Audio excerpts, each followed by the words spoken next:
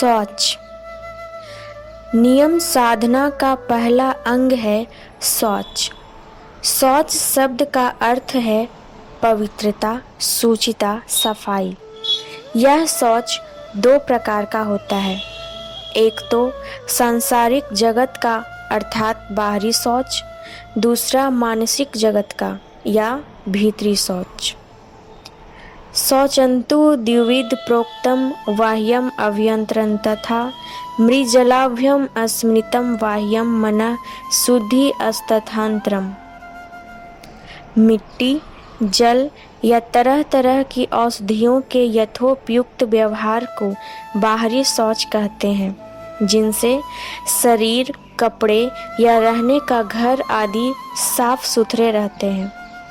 मनुष्य जिन चीज़ों के संपर्क में प्रत्यक्ष रूप में आता है, बाहरी शौच क्रिया से उनकी गंदगी दूर कर उन्हें निर्दोष, निर्मल कर व्यवहार के लायक बना लेता है। प्रवृत्तियों से प्रेरित होकर मनुष्य बिना विचारे ही सब दिशाओं से ज्ञान शून्य होकर अपनी मानसिक शक्तियों को भोग्य वस्तुओं की ओर ले जाता है, या किसी की हानि की चिंता करे या न करे, अपने स्वार्थ भाव से अपने को गिराकर रखने के लिए अभ्यास करते करते अंत में जड़वत कर डालता है। उस समय मन में अनेक प्रकार की ग्लानि होती है। उसके फलस्वरूप मन में विकार उत्पन्न होते हैं। उन्हें मन का मैल कहा जाता है। उदाहरण के लिए देखो, यदि कोई परिचित व्यक्ति कभी एकाएक खूब नाम कमा ले, विद्या, बुद्धि या धन दौलत पाले, तो बहुत लोगों के मन में ईर्ष्या भाव जग उठता है। वह सब गुण व द्रव्यादि कमाने का सामर्थ्य स्वयं उसमें कितनी है, इसको बिना विचारे ही मनुष्य दूसरे की उन्नति देखकर मानसिक क्लेश पाता है। ऐसी उन्नति करने वाले यद्यपि कभी भी उसकी कोई क्षति नहीं करते हैं, तब भी वह हिंसा वृत्ति से अंधा होकर उनकी हानि करने की कोशिश करता है, इसकी चिंता करता है। जहाँ स्वार्थ बोध में बाधा पड़ती है, वहाँ की तो बात ही अलग है। वैसी अवस्था में तो जो भले आदमी कहे जाते हैं, उनका मन भी बहुत जल्दी कलुषित हो जाता है। जैसे मनुष्य के घर, कपड़े आदि धूल पड़ने से थोड़े समय में ही गंदे हो जाते हैं, उसी प्रकार एक अति साधारण प्रवृत्ति के उठने से उससे भी कम समय में मानस देह बहुत अधिक मलिन हो जाती है।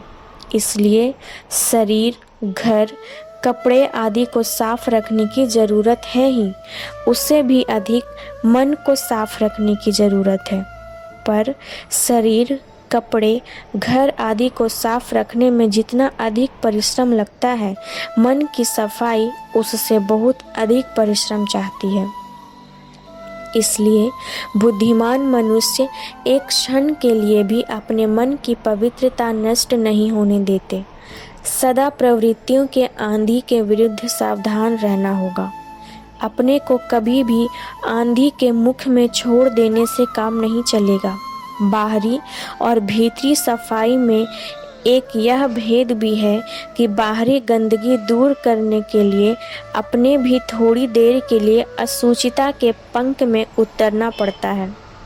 शरीर, वस्त्र या घर आदि की सफाई के समय अपने भी कुछ समय के लिए अधिक गंदी चीज़ों के संपर्क में आना पड़ता है, किंतु मानसिक शुद्धि की प्रचेष्टा में अपने को अधिक से अधिक पवित्र रखने से ही सिद्धि लाभ होता है।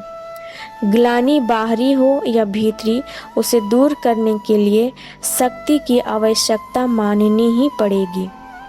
शक्ति के सहयोग के द्वारा ग्लानि को मूल वस्तु से दूर कर मूल वस्तु के स्वरूप को पहचान लेना होगा। खाद को पृथक करके ही असली सोने का वजन जाना जाता है। यह शक्ति संप्रयोग निश्चय ही एक विशेष प्रकार की क्रिया है। इसलिए कहना पड़ेगा कि बाह्य शौच बाहरी क्रिया है और मानसिक शौच भीतरी क्रिया है। जो क्षुद्र स्वार्थ बोध मानस देह के पोर पोर में घुसकर उसमें विवर्णता लाता है, उसे बहुत ही बाहरी भोज बना देता है। जो क्षुद्र स्वार्थ बोध मानस देह के पोर पोर में घुसकर उसमें विवर्णता लाता है, उसे बहुत ही भारी बोझ बना देता है। उसी क्षुद्र स्वार्थ की ग्लानि को दूर करने के लिए उसे साधना की अग्नि में भस्मसात कर देना होगा।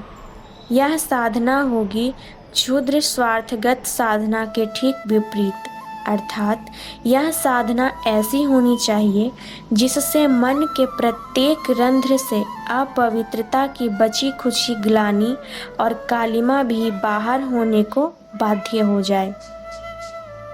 निस्वार्थ भाव, विश्व में एकत्व की भावना ही मानसिक अपवित्रता दूर करने की एकमात्र औषधि है।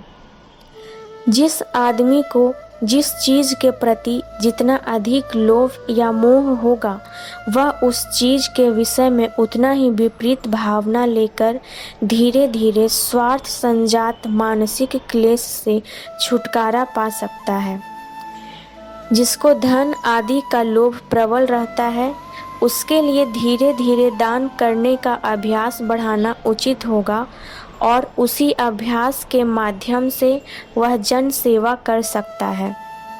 जिसमें क्रोध या अहंकार प्रबल है, उसे विनयी होने का अभ्यास बढ़ाना उचित होगा और उसी अभ्यास के माध्यम से जन सेवा करे। निस्वार्थ भाव से जन सेवा तथा भूमा दृष्टि से संसार को देखने की चेष्टा के माध्यम से मनुष्य मानसिक शौच में प्रतिष्ठित होता है। मनुष्य में दूसरे से लेने की इच्छा तो अनंत है, उसकी आशा किसी प्रकार मिटनी नहीं जानती।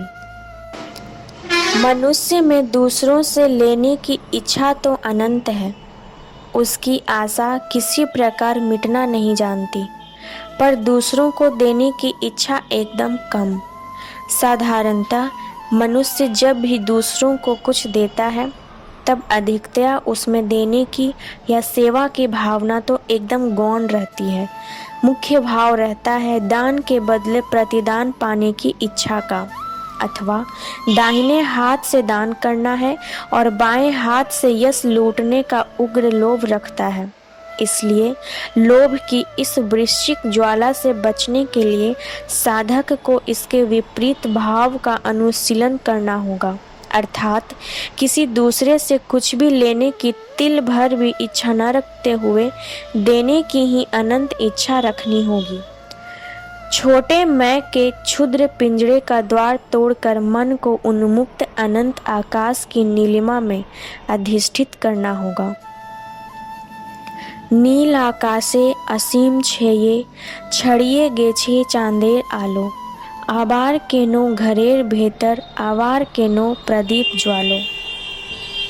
तुमने निश्चय ही ध्यान दिया होगा कि बहुत से लोग दुख पड़ने पर कहते हैं कि अमुक व्यक्ति को हमने विपत्ति के समय इतनी सहायता की, रोग में इतनी सेवा की, फिर भी देखो वह कितना कृतज्ञ है कि आज जब मेरा दुर्दिन आया है तब हमारी ओर मुड़कर भी नहीं देखता। इतना ही नहीं, अभिशाप देता हुआ भी कह डालता है, भगवान सब देखते हैं, सब कर्म का फल उसको भोगना ही होगा। मनुष्य प्रायः ही ऐसी बातें कहा करता है। समझ लो, इस तरह की उक्तियां मानसिक नीचता की अत्यंत कुत्सित अभिव्यक्ति है। इस प्रकार के लोगों ने कभी मानसिक शौच के लिए साधना नहीं की। इन लोगों ने किसी दुर्दिन में या रोग में सेवा नहीं की। असल में इन लोगों ने मनुष्य की दुरावस्था का सुयोग पाकर मनुष्य को थोड़ी कुछ सहायता अग्रिम स्वरूप दी थी, यह सोचकर कि बाद में सहायता पूरे सूद ब्याज समेत वसूल करूंगा। प्रश्न किया जा सकता है कि इस शौच साधना के लिए मनुष्य कितना दान करेगा? वह क्या अपने को पूरा बेच डालेगा? इसका उत्तर यह है कि जहाँ सेवा ही लक्ष्य है, वहाँ अपरिग्रह के भाव को ध्यान में रखकर अपना तथा अपने ऊपर निर्भर करने वालों की आवश्यकताओं को देखते हुए जहाँ तक नहीं रखने से काम चलेगा, उतना रखकर बाकी सब कुछ विश्व के सामूहिक कल्याण में लगा देना होगा। किंतु जहाँ कोई आदर्शगत संग्राम आ जाए, वहाँ अपना सर्वस्व, यहाँ तक कि अपना शरीर भी सामूहिक स्वार्थ के लिए बलि देने को सानंद और साग्रह तैयार रखना होगा। जिसके घर में अन्न की प्रचुरता नहीं है, वह घर के लोगों को खिलाने के लिए कुछ अन्न रखकर ही बाकी गरीबों को दे। यहाँ घर वालों की ज़रूरत देखना संकीर्णता या नीचा सहता नहीं है, क्योंकि सामाजिक जीवन में या आज के वास्तविक जगत में केवल जीवित रहना यद्यपि अंतिम लक्ष्य नहीं है, पर अत्यंत महत्वपूर्ण अवश्य है। किंतु जहाँ संग्राम पूर्ण रूप से आदर्शगत हो, वहाँ हार मान लेने का अर्थ है सदा के लिए घोर अंधकार में निमग्न हो जाना। ऐसी अवस्थाओं के लिए सशस्त्र सैनिक की तरह मन को अपने आदर्श की जय के लिए अपना सर्वस्व समर्पण करने के लिए सदा तैयार रखना होगा। श्री श्यानंद मूर्ति जी। Subscribe now and press the bell icon. Never miss an update.